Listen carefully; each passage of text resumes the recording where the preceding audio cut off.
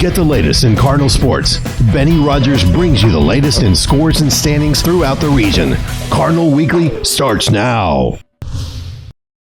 Welcome to another edition of Cardinal Weekly presented by the Cardinal Sports Network. I'm Benny Rogers, the Sports Information Officer here at the college. We're going to be talking Lady Cardinal softball today, and we'll be joined shortly by Coach Ashley Johnston. The Lady Cardinals are coming off a doubleheader split at home Saturday against Kilgore at Kane Park.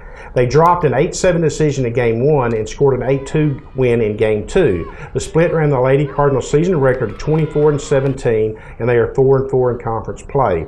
In Game 1 against Kilgore, Candace Wise had a nice game at the plate, going 3 for 3 with 2 singles and a triple. Melissa Billingsley also had multiple hits with 2 singles.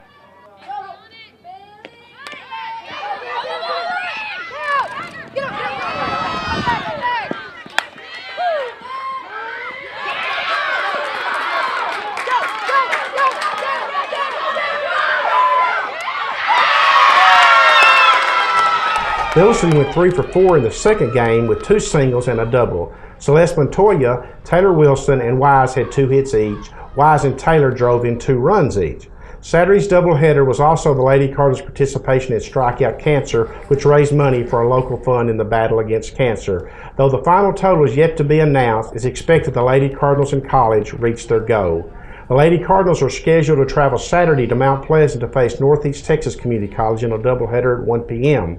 They will be at home Monday against Paris in a doubleheader starting at 3 p.m. And now let's visit with Ashley Johnston. The regular season is winding down. What's your assessment where the team is at this point? I think we're doing pretty well. I think this is kind of about where we are every single year. Obviously in conference, I'd like to be a little bit more than 4-4 at this point. But I feel like we've faced a lot of our strongest competitors so far, and hopefully if we just keep plugging and doing what we need to do, then we'll stop splitting and kind of separate that tone for where we need to be in conference. But overall, I'm pretty satisfied to where we are today. I mentioned the split with Kilgore this past Saturday and some of the players who were top contributors. How important was it to salvage a split, and what does it say about your kids and that they overcame the disappointment of losing a close one in the first game? We had a lot going on Saturday. I thought these kids worked very hard and come back in that second win. We were faced with a lot of adversity that day. I really felt that they took the game away and started playing their game. And I think when my first 2 hitters, Candace Wise and Melissa Billingsley, I think on the second game was a 714 batting average, and then my third hole hitter ended up being a 500 batting average.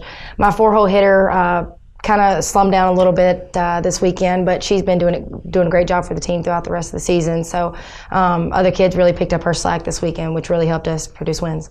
Talk about some of the kids who have emerged as leaders for the team and the ones who are raising their game on the field as the regular season comes to an end. I have a lot of freshmen that are really competing this year and doing their job, and I think it says a lot about what's coming back next year and then the talent that I'm bringing on top of that. I'm losing 5 sophomores this year. Candace Wise, we know we've heard that name throughout the whole last year and this year. She's a very consistent player. Not only that, not a single person in my conference will run on that kid. She's just got a cannon. So that's going to be hard to lose. But like I said, with the freshmen I have this year that are doing their job and the talent that I've got coming in, I think we're going to be ready to go. With 24 wins, you're closing in on the school record for wins in the season, which is 29. That record would be nice to have, but I'm guessing making the regional tournament for a 3rd straight year and posting the first playoff win in the program's history are far more important. Absolutely. I think I've kind of done the math on this, being 24-17 right now and having 12 conference games left.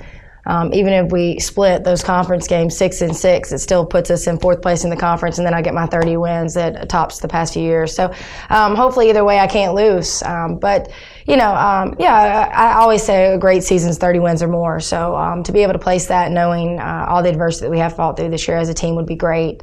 But not only that, I think that my team last year, and especially for me the past 2 years, we've seen us put ourselves in 4th place and 3rd place to make it to the regional tournament. We're playing the top 2 best teams for the other zones, and we kind of been making it hard on ourselves to really put forth the wins to be able to walk off with a playoff win. So, our goal this year was 1st or 2nd to make it to the regional tournament, and we still got plenty of time to do it, and I trust these kids, and we just got to sit back, relax, and play ball. What are you wanting to see from your team down the stretch now as the regular season winds down? I think more consistency. It's been one of those battles, as you saw this weekend with Kilgore. I thought hitting, if you can't win with 15 hits or more in a game, then it's something else that you're struggling with. And I have to say that pitching kind of hurt us a little bit on Saturday, which is very unlikely because our pitchers have been pretty much on cue. Our consistency is either our pitchers are doing great and our hitters aren't hitting, or defense is bad. We haven't been able to put it all together. And I think when we put it all together, pitching's great, defense great, and offense is great, I think we'll be unstoppable. Now, before we let you go, remind us again of the regional tournament and how it works. I know the top 4 teams from each zone make the regional tournament, and then you match up 1 versus 4 cross region. Now, this year, the tournament's in Corsicana, so how nice is that going to be? That's going to be close enough that our fans can be a part of it. It's going to be great. I think fan base is huge for us. We've seen it when those stands are empty for us, and we see the reaction between the kids compared to when we have a live crowd. So, yeah, absolutely, being close to home is going to be amazing. Well, Ashley, thanks for joining us today. And by the way, congratulations on picking up your 100th career victory earlier this season. That was a big accomplishment for you and for the program. And we're looking forward to seeing what the Lady Cardinals have in store for us down the stretch. Okay, great. Thank you. That's going to wrap it up for this week's edition of Cardinal Weekly. I hope you'll join us again next week. For the Cardinal Sports Network, I'm Benny Rogers reporting.